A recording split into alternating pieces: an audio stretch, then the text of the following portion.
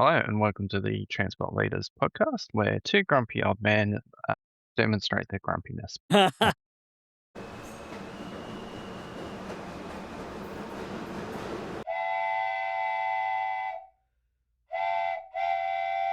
G'day and welcome to the Transport Leaders podcast. I'm Graham McCabe. I'm a transport planner and traffic engineer with 30 years experience.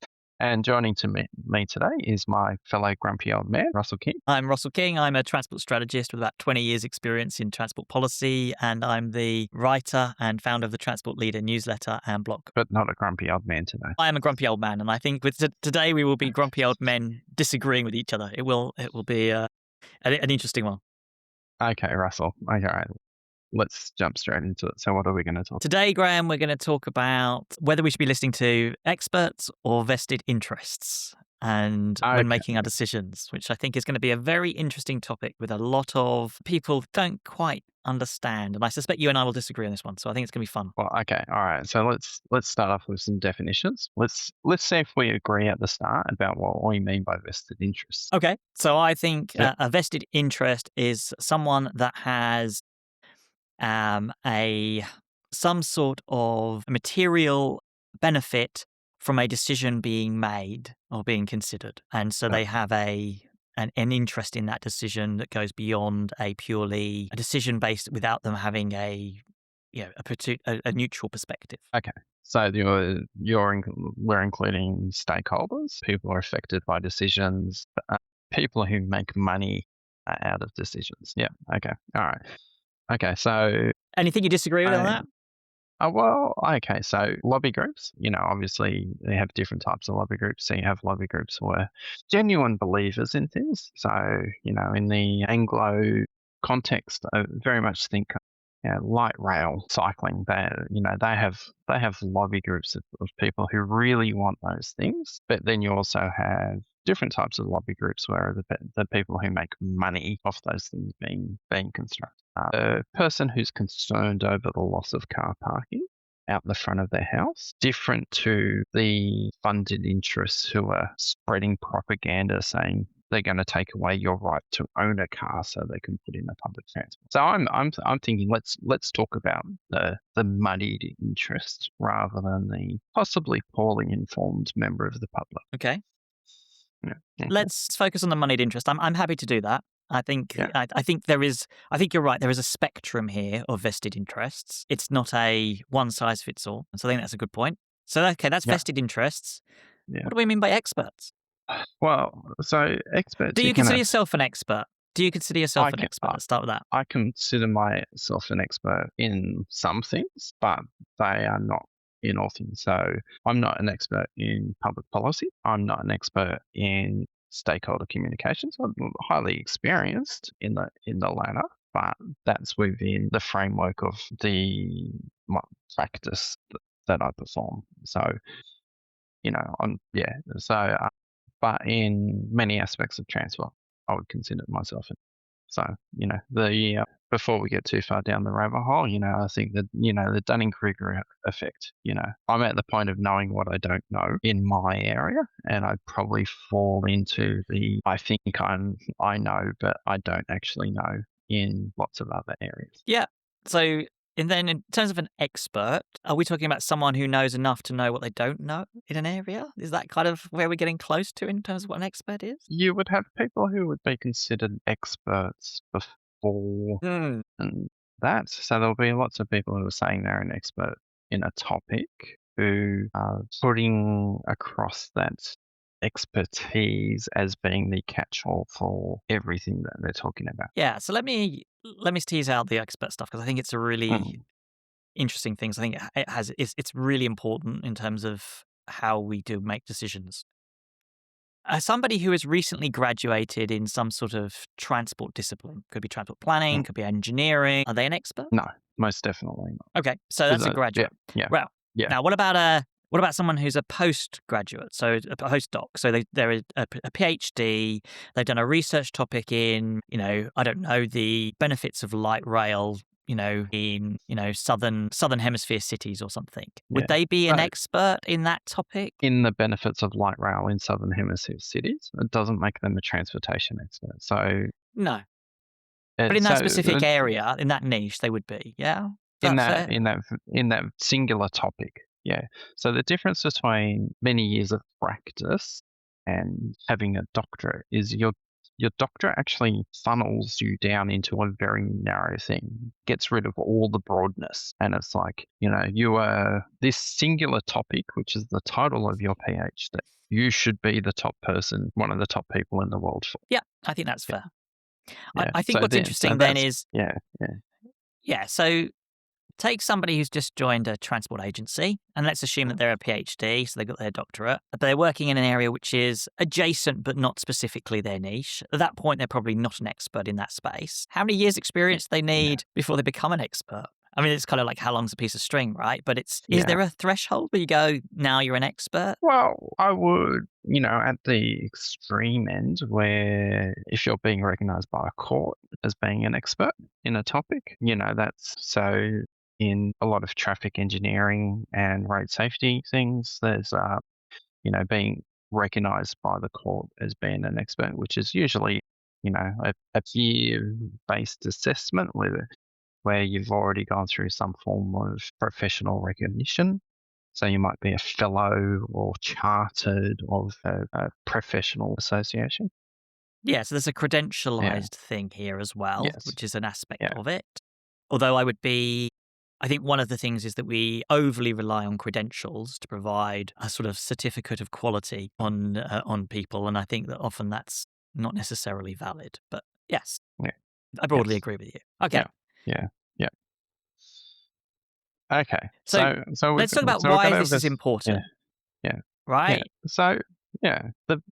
So when you know not just in transport, but anytime where somebody can make money out of something, they will they will end up pushing a particular, regardless of whether it's their intention. Okay, so Yeah. So, what we're so to talking. give you a real life, example, which is fundamentally going on at the moment is the speed and quantity of electric vehicle chargers in the public domain. So you listen to the people who manufacture electric vehicle chargers or can make money from electric vehicle chargers being the public domain. They will tell you that there is not nearly enough everywhere in the world. Now, there's only one country which has 90+% new car EV penetration, and that's Norway. And Australia is actually quite close in terms of the proportions to Norway.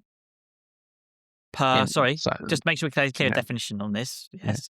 yeah, Number of chargers per capita per EV. per EV. Okay. Yes, yeah, yeah, yeah. So you go, okay, well, we scale proportionally as we grow the EV market. But there are people out there saying, no, we need even more than that.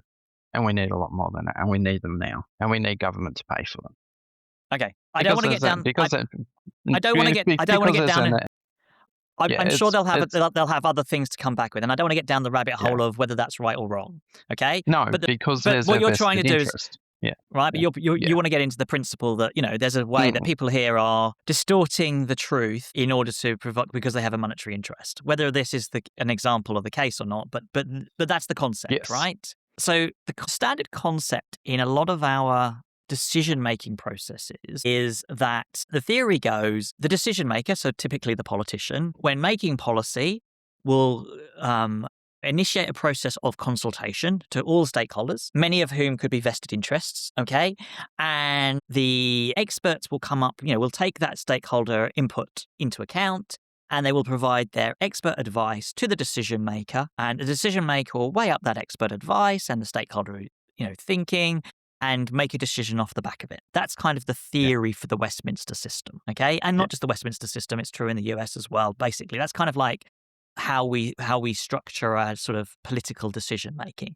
The politicians are not typically experts in a field, and so what they're supposed to do is listen to the advice from the experts with stakeholder Mhm. input from it, take it into account, and then make a good quality decision. So that's the kind of the theory, Yeah. right? So what happens when the politicians blame the expert rather than taking the accountability? Which I think we've seen quite a bit lately, particularly in areas outside of transport.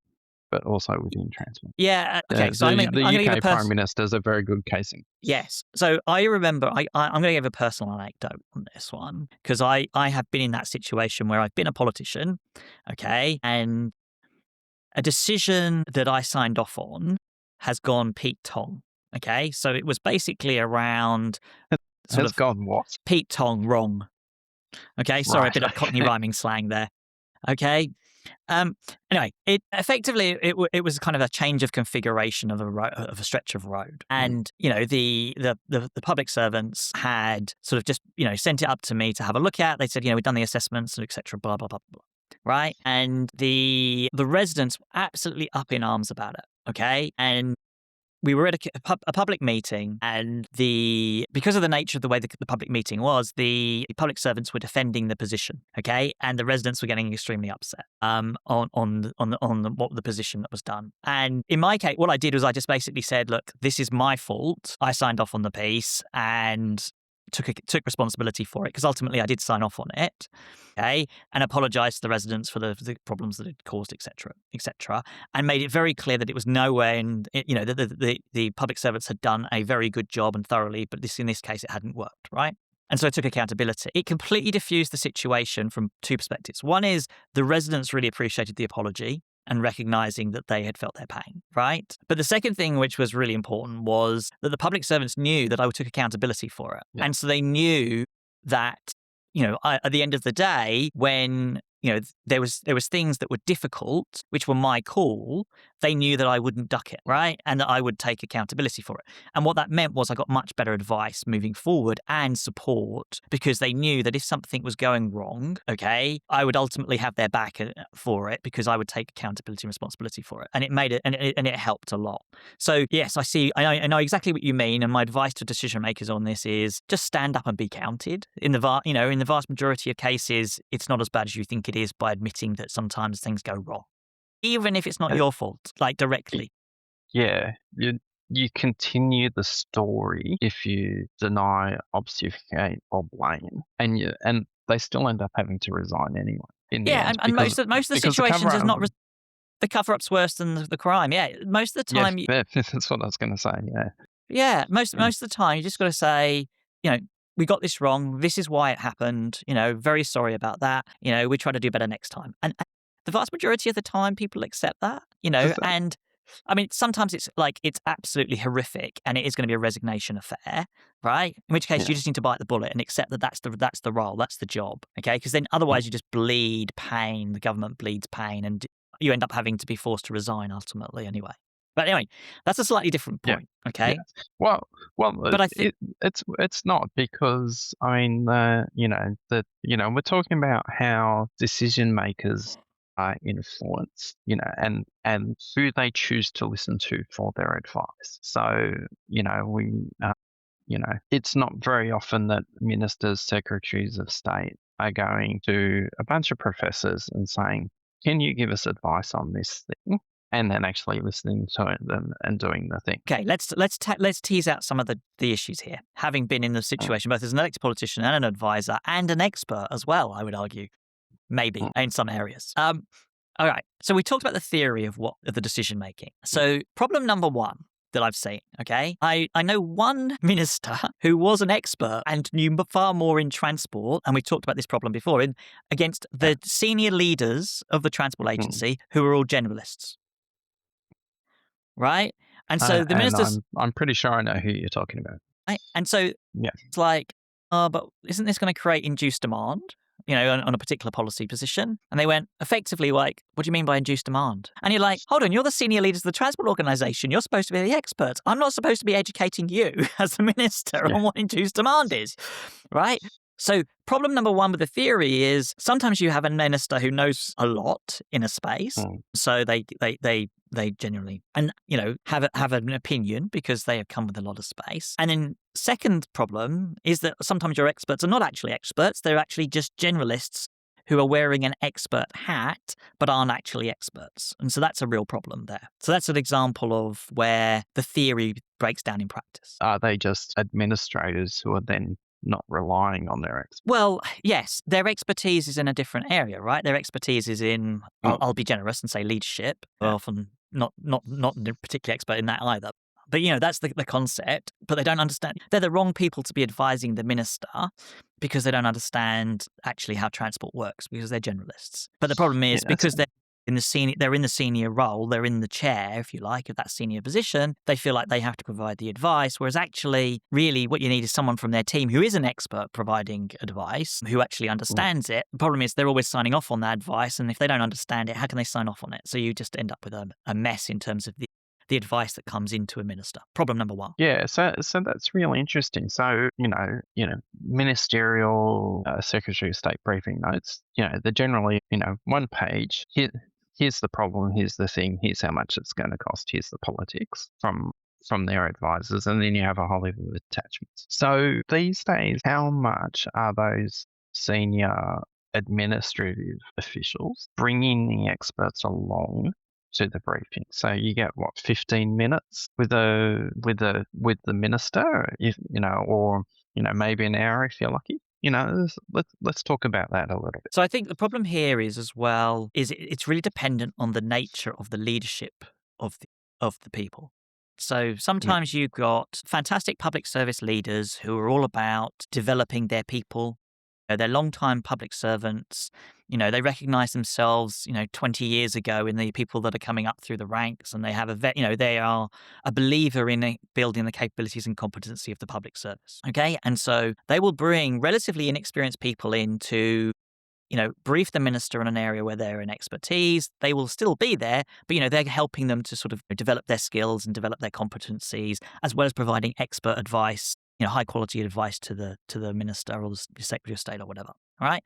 So that's kind of one school. The problem is that increasingly we've had relatively transient people into public service roles, and they may take a very different position. They have much less, passion for the public service as a long-term, career option because they've, moved around different functions and sections, okay? And they may feel less secure as well if they're a generalist in terms of having someone who knows a lot more than them, who's a lot junior to them, almost making them look bad from their perspective if they're thinking about it because they feel like they have to be the expert because they don't have the confidence to go, I'm not the expert in this field, I'm a generalist. Here's the person who needs to advise you, minister. So that's a problem as well. So I think that you can end up with a lot of the latter, whereas what you really want is the former. Yeah, okay. So minister gets the briefing from their agency. Then they go off to, a dinner or a fundraiser, and the tunneling guy comes up and goes, hey, high-speed rail, it's really good. Do a 60-kilometre-long tunnel, lots of jobs. You're being so harsh on them. And I think you're being too harsh, to be fair. Like, you and I both agree on high-speed rail being a poor use of our money. But yeah, so how do they really do it? How do the lobbyists really do it? Yeah. I would say with high-speed rail is not... In general, how do the lobbyists do it? Okay, so I'm just going to put this down. I have worked for a peak body here. I've been in charge of policy for a peak body in urban planning and transport space, sort of, right? So yes, so I've been there. So there are different schools of thought, right? So I'll give you an example of where it influenced a decision. A decision had been made on a policy which was extremely bad for the industry I was working for. So urban developers, in this case. Okay.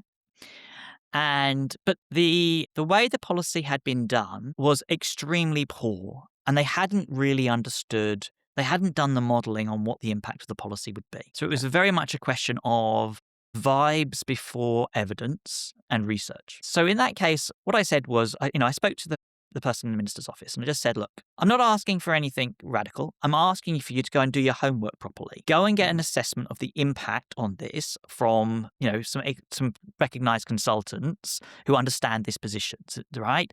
And get them to assess the impact, because you haven't done that impact assessment yet, which is basic policy 101. And I can talk about why they didn't do the basic policy 101. It wasn't to do with politics or anything. It was to do with a lack of strategic policy capability within the public service. But that's all I asked was just do the research. And then a few weeks later, I got a phone call from the minister's office saying, the research has come back. It's devastating. We're thinking we're going to have to completely U-turn on the policy. Help, what do I do? Kind of thing. That was a good example of where actually the role sometimes of those vested interests is to make sure the mm. process is properly followed, because often policymaking is not what it should be.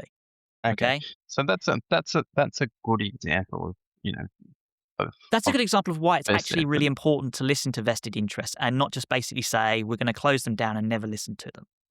Okay. They Yeah. do provide an important voice that you need to listen to. Now, you may disagree with them, and that's fine, right? Mm, That's an important point. But just saying, oh, they're moneyed vested interest, therefore we should mm, completely ignore them, is not the answer mm. either, right? You need to listen Yeah. to what they're saying and decide whether or not it's good or not. Yeah, and, continuing the disclosure, I'm a member of three lobby groups. Yeah. So, yeah. At the other end of the spectrum, okay, there is a group which will say, our members have lots of money, and if you continue with this policy, we will run a campaign against you, okay, attacking this policy. And you will suffer massively from as a result of this policy. And this campaign will say X, Y, and Z. Now, often that X, Y, and Z is what people already believe partially, Mm, okay, and that the government is trying to explain to people that doesn't make sense. So I would give you an example in the transport space. It might be, we're moving away from building more roads, right? mm, You could see a scenario where people who are vested interests in road building would say, right, we're going to run a campaign saying this just means a lot more congestion and making your life misery, etc., and attacking the government in that perspective.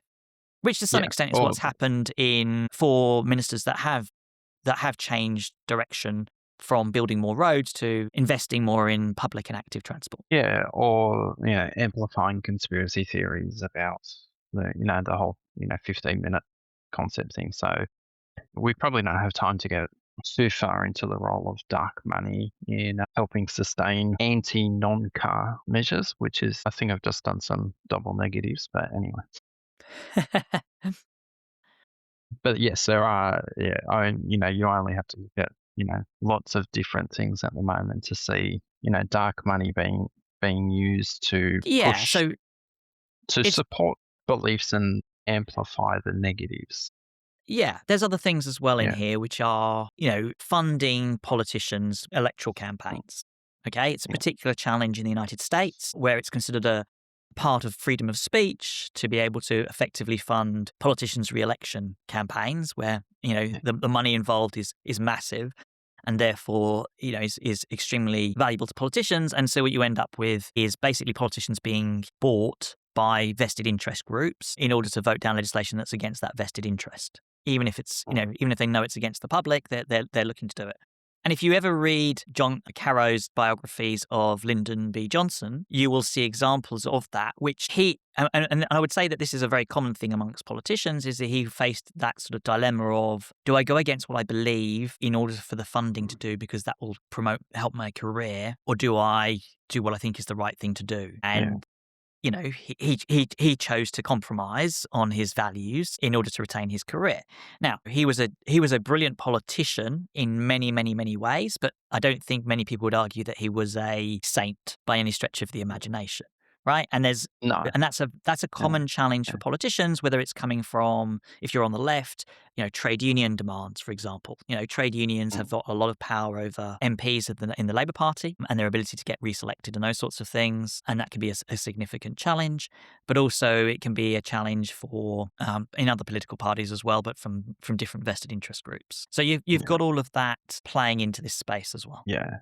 Yeah. So, let's have a chat about experts with vested interests. And I can think of a few that I know. So you'll have experts who think that their form of transport, and particularly when we're talking the public transport space, the form where they get a lot of their research funding from, being overly favourable and thinking that, their form of transport that they work in is the best. How do we deal with the, say, a train versus a bus versus a cycling versus a light rail, expertise? How does You've missed one uh, massive one, yeah, right? metros? No, you missed an even Yeah, bigger one. right, yeah, Roads. roads, yes, yeah, Okay. yeah, So yeah, one of the massive challenges in the expert space, and I use inverted commas on expert here, is yeah, that many departments of transport around the world have grown up building roads and building and widening roads. Yeah. Okay. And they have lots of people whose expertise is in building and widening roads. Okay. And funnily enough, their advice tends to be, as experts, is build more and widen roads. Well, what a surprise, right? Because their Yeah. whole career is based around that. Okay. And so their future career, their Mm. ongoing existence is based around building and widening more roads. So if you're a transport agency, so if you're somebody who's looking to change that, you are directly impacting them and directly impacting them financially as well. So I would argue in those cases, they are both an expert and a vested interest. Okay. And they don't Yes. use Yeah. money in the same way to get, or threatens in terms of ministers. They do it through the Mm. advice they provide and through distorting the decision-making process in other ways, right? So they will commission Yeah. their business case in a way that plays down the unintended consequences of, road building in order to, benefit the road. One thing that's very common at the moment is you see a road project with a cycle lane attached to it. The business case for the road is less than one, i.e. it's not justified. But the Mm. active transport element of it has significantly more than one, and so is what gets the project over the line in terms of benefit cost ratio of over one. It's that sort of distortion that is we're currently seeing. Yeah. Yes. So yeah, no, I was thinking more in the competition for the non-road dollar, where you have the bus expert and the cycling expert and the Yeah. rail expert, or so typical distraction, delay, denial from the roads lobby is get everybody else fighting amongst themselves so that the roads keep their 97% of the funding pot. Yes. So this is an interesting challenge, right? And I think it goes back to our first principles pace about how we decide which things to do at the strategic business case, right? So when we talk Mm. about strategic business case, you're supposed to be defining your problem and at that point being mode neutral, right? You are supposed to be thinking about how do you best solve the problem, okay? And of course, in the transport space, we often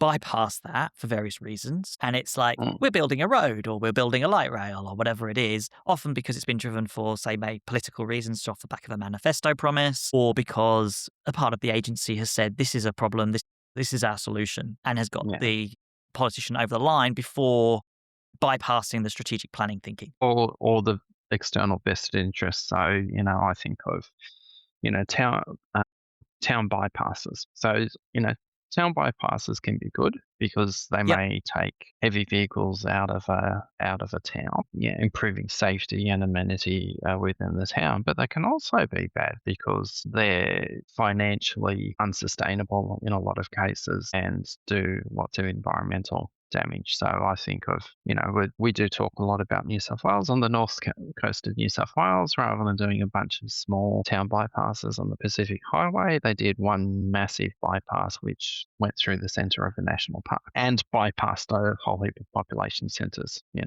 can think of a railway that might be doing a similar thing. Okay, let's not go there. Right. Okay. So there is there's disagreements with experts around modes, okay, which mode is the right mode to solve a problem. So that's a sheer challenge. I've Yeah. also seen it where experts within a mode have a disagreement over what the right answer is. Mm. So, and so I've seen, for example, disagreements about the strategy for purchasing new rail fleet, Yeah. okay, and disagreements about that from the experts. Okay, so what do you want if you're a minister? What is the best thing to have on that? So I think either the department has to come to a decision about what its advice is, or it has to say, Minister, we have differences of opinions here, and you lay out the cases honestly for both perspectives, and you allow the decision maker to make a decision. So I've seen that as well. There were some decisions we were making over the configuration of new trains, for example, and there was genuine splits. The evidence was kind of 50-50 both ways. People had different views across the agency. It was like, You better not be responsible for the non-reversible seats on the trains between Wollongong and Sydney. Right. Yeah. Yes. Well, that's an example of differences of opinion of comfort versus amenity. yeah, right. Yeah. And somebody made a decision that USB chargers were more important than people not getting motion sick. But anyway, Well, with this, and it yeah. was, the research showed that, 50% of people preferred more and 50% preferred another option. What do you do? Yeah. You know, Yeah. it's Yeah. you make a decision, don't you? And in Yeah. terms of that, um, Yeah. but I Yeah. think Okay. All it's right. So, go on. go on. All right.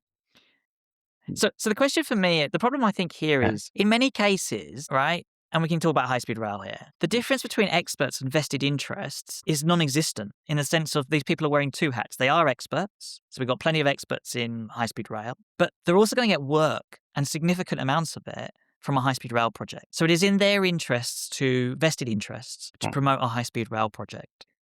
Right. And the problem with, I think, in our transport space at the moment is, and this is because the government overwhelmingly dominates the funding for transport, very little comes mm, from the private sector. It's overwhelmingly government money. mm. Okay. Everyone is reliant on government money, or the vast majority of the organizations are very reliant on government money. That's true of the Yeah. consultancies, it's true of the engineering companies, it's true of the academics as well. A Mm, lot of their funding comes from government sources as well. yeah. So everyone is on the government payroll. These are all the experts, of course. They all have a Mm, vested interest, right? So who is it that's going to be saying, from an expert perspective, and saying, this is a dud project? Okay. And at the moment, so our independent assessors, Infrastructure Australia, who did a very good job on, critiquing the high-speed rail business case, but still had to, not truly independent either, no. right? Because No. They're appointed by the infrastructure minister.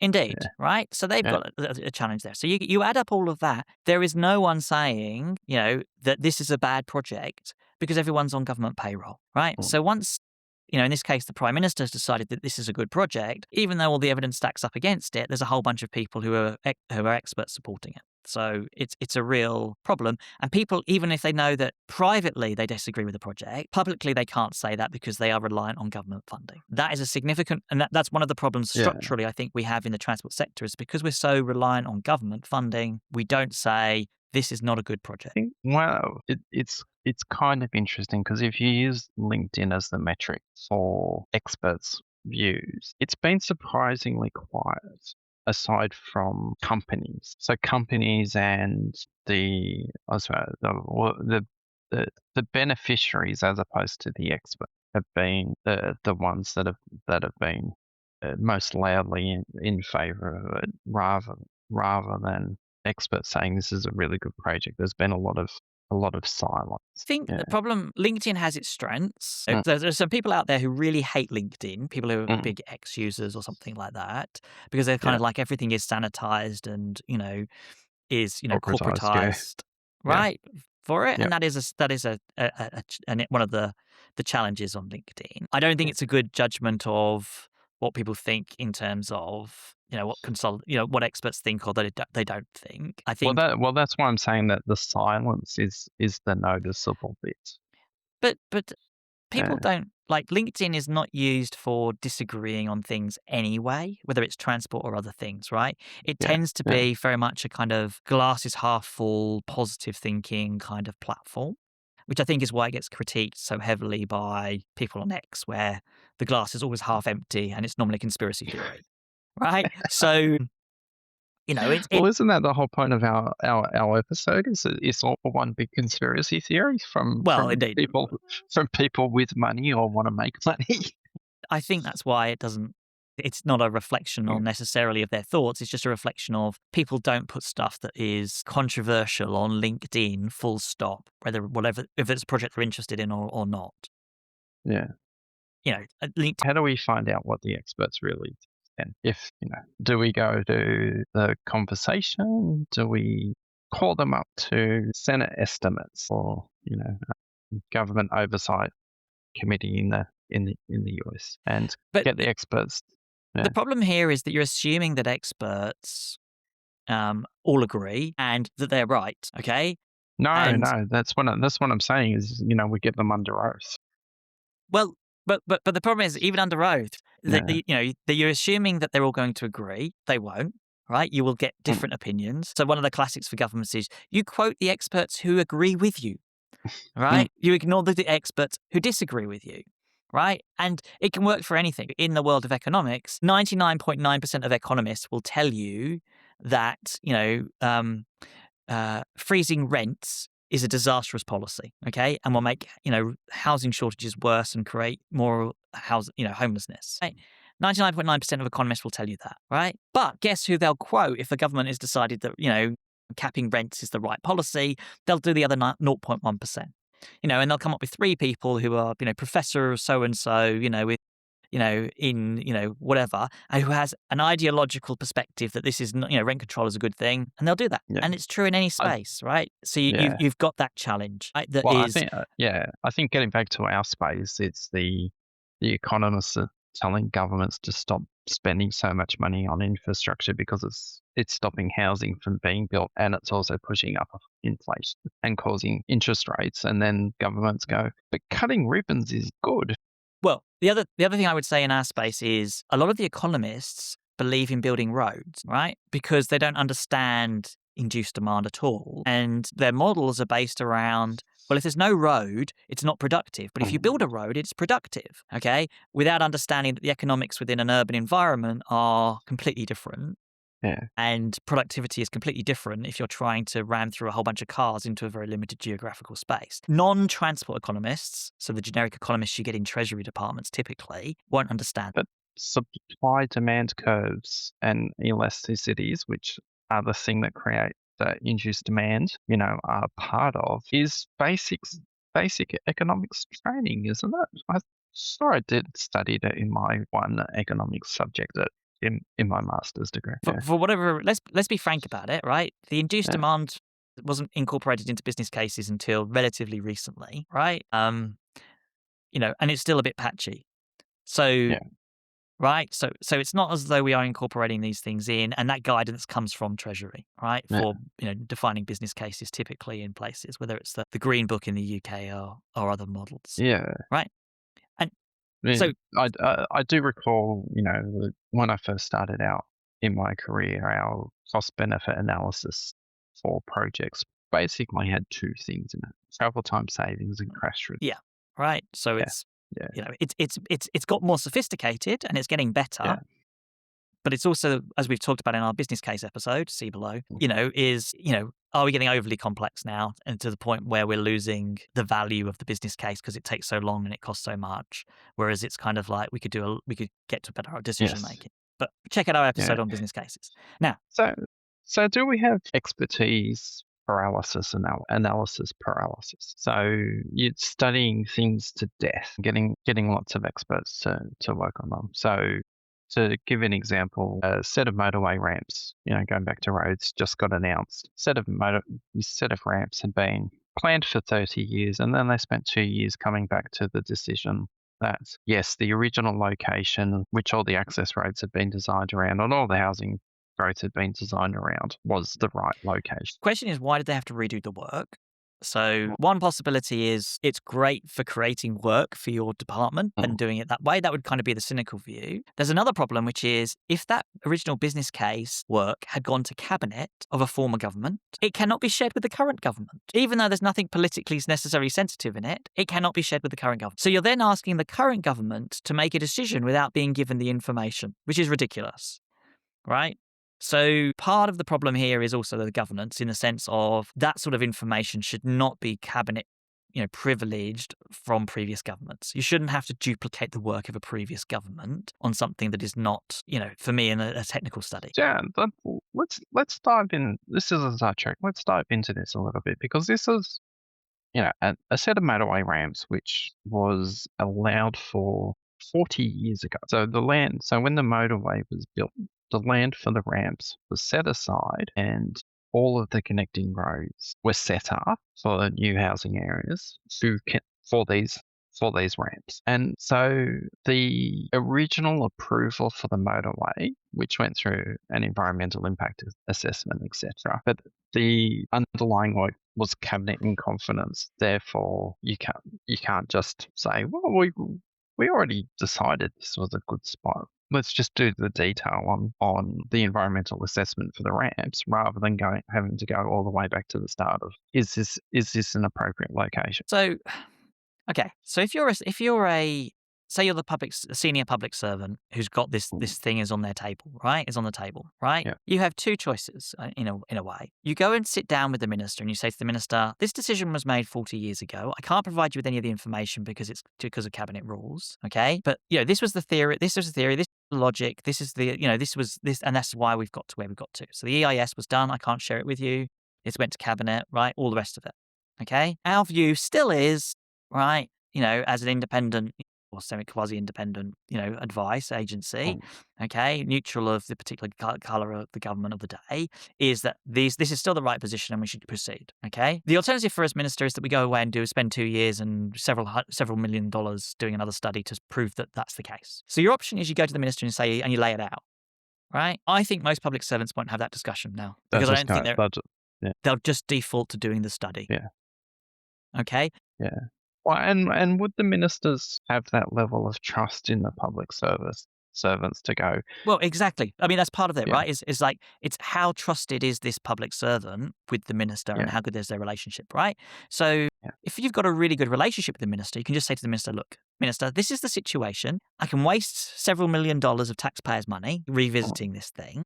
Okay. Or we just go or you just accept that, you won't be able to see the detail of the advice, but yeah, the answer will be the same, minister, based on my expert opinion. Okay. Or based on my expert's yeah. opinion, if it's somebody else's opinion, right? Say, our expert advice is you will get the same answer. Let's not waste the millions doing the study. And a lot of the work still has to be redone anyway, because that other work is, well, there'll be all types of things in the environmental assessments that weren't required at the time that now would. So Especially if it's 40 years if, ago. Yeah, yeah. yeah, yeah, yeah. So if you're, hopefully that preliminary work that's being done in order to produce a report for the current minister can be reused through the environmental assessment process. So probably won't be. It probably still get redone. So you end up with all the same reports being done twice. Well, three. Well, yeah, 3 times in the or 2 times in the modern context, and an additional once in the historical. Yeah. So that's a really interesting thing to know, that going back to the Westminster system of government where everything basically is off the table from what previous governments' decisions have been made, that it does result in a lot of rework. Yeah, right. So Yeah. it's another weakness of the system. Now, don't get me wrong. I think there's a lot of good reasons why a lot of information should be cabinet confidential, Mm. okay, and shouldn't be given to the future government. But I think the one size fits all policy on that is wrong, and there should be a process for assessing what should remain unavailable to a future government and what should be available to a future government. And I think Yeah. technical studies should be something that generally should be available to a future government rather than having to be redone. So speaking of vested interests, we have the political vested interest of things being wrapped up in cabinet in confidence that shouldn't be, because elected governments, don't want discussion of things they're investigating. So a lot of those preliminary studies these days are cabinet in confidence because they're going to feed a cabinet decision. So therefore they can't be. The reason you have the rule effectively at the moment, Yeah. I think, is Yeah. a technical study comes up with the answer being X, and the politicians don't like it, so they want to go with Y. So you Yeah. don't want to have a report that is subject to a freedom of information request that basically says the decision the minister made was not supported by the evidence, because that's a scandal, in effect. Not a Mm. scandal, but it's a way of attacking the government. Or the expert Yeah. said this, and you did this instead, minister. It's not the conversation you want to be having as a government, right? And so the way that you avoid that is you prevent it from being freedom of information access by putting it to cabinet. Similarly, for a future government, so say a future government wants to kill a project that a previous government had approved, Mm. okay, which is a frequent thing in our Yeah. space, okay? They want to have a look at the technical study, and then they'll find ways that the technical study said, well, the business case of this project wasn't very good, therefore that's why we've killed it, and the previous government was disgraced that they, Yeah. approved it based on this advice, etc. Right? And so So it's a way there's of a attacking, lot of money in doing reviews post election. But right? But yeah, yeah, it's also a way of yeah, protecting when you're kicked out of government. It's a way of protecting you in terms of disagreements and the decisions and things. So it's not yeah, if you've got a technical it is a difficult area, yeah. because of that particular risk. But my personal view is we should be a little bit more transparent than we are. Although I think freedom of information requests have become a problem in the sense that they often end up creating bureaucracy and worsening decision making as a consequence. So going back to the issue of, how decisions are made, how do we deal with the ideological biases that experts are bringing to the table, and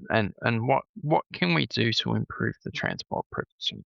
So the ideological biases is a real problem um, for decision makers. And I would argue that because overwhelmingly the advice that gets given comes from a centre left perspective, it's particularly problematic for people from in right of centre governments, right? Because all we have to do is look at the research around the vast majority of the politics of academia, for example. Overwhelmingly left of centre, like 90% plus in a lot of disciplines, right? So how can the values and the biases that these people have inevitably distorts what the research that comes out is and what it's about. I think that's similarly true when you look at public servants as well. I think public servants, the research on public servants is that they don't tend to vote centre right generally, which is unsurprising because centre right governments like to cut public services and reduce the number of public servants. Yeah. So, turkeys don't vote for Christmas, public servants don't vote for centre right governments who want to cut them back. So your advice is inevitably distorted because they come from a certain ideological perspective, which actually then weakens the government, the democracy in a sense, because you're not getting good quality advice that you can trust. That creates then for centre-right politicians a bind about what do I do because I can't get good advice based around the values that I have. And that's a real challenge. Yeah. So what's the advice to transport professionals in order to make sure that there is an equal share of, good advice? Because, in all likelihood, most parts of the world swing between, some form of centre right versus some form of centre left government. You do get outliers, and your definitions of centre right and centre left will vary depending on where you are. So if there's not expertise that is actually looking at transport as an entirety being fed to, the side that's, potentially in government 50% of the time, then what can we do? Is it framing? Is it training people who with those, ideological, leanings? What's the Russell King solution? Well, one of the things I think we spend a lot of time is we want to have diversity in the public service, we want to have diversity in academia. The one thing that they don't focus on is diversity of thought. Hmm. And that is a problem. It's a massive issue in research and academia, but I also think it's a significant problem in the public service as well, although a lesser problem than in academia.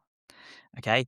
So I think one of the things here is you need to have diversity of thought. And I think one of the things about the public service is that historically it's tried to be apolitical and it's done an okay job on that. I don't think that's sustainable anymore. One of the Yeah. challenges we're going to have is we're going to be seeing governments not just from the centre left and the centre right, but from further left and further right across democracies. And I think a consequence of that is it become much more difficult for public services that have become less apolitical over time to be able to respond to the needs of those particular governments. And I think that is a massive challenge. I know that those populist parties what we call populist parties on the right are looking at how do they make the public service work for them when they know that most of the peer public servants will not be supportive of their agenda and they're worried that they will be sabotaged as a consequence. And certainly when you look at the MAGA movement,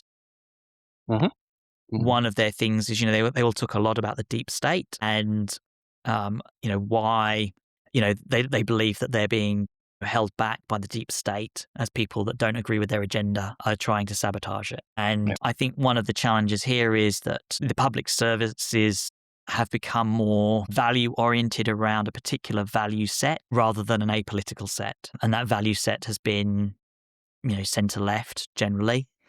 And I think that makes it very problematic. There is a confrontation coming between a centre left public service and a populist right movement. We've already seen that tension in the United States. I think it will become exacerbated over time, as I think we are going to see, certainly I think in the next 5 years, a whole number of quite right of centre governments compared to what we've seen historically coming to power. The thing I Yeah. would say to transport professionals is, if you're in the public service, you need to be apolitical.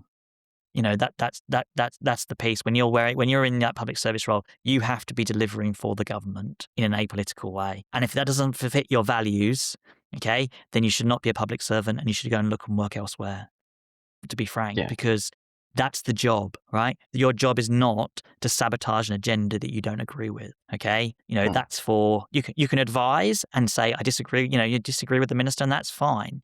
Okay. But once the decision has been made, your job is to implement that as best to your best of your ability, regardless of whether you agree with it or not.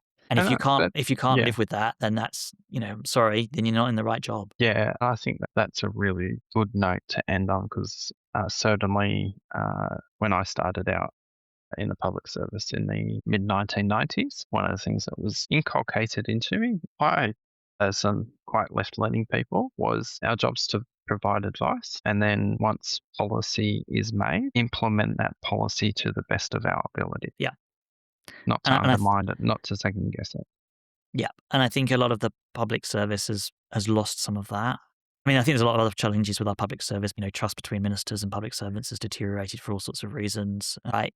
And then that's resulting in poor advice, to be frank, because public servants are nervous about,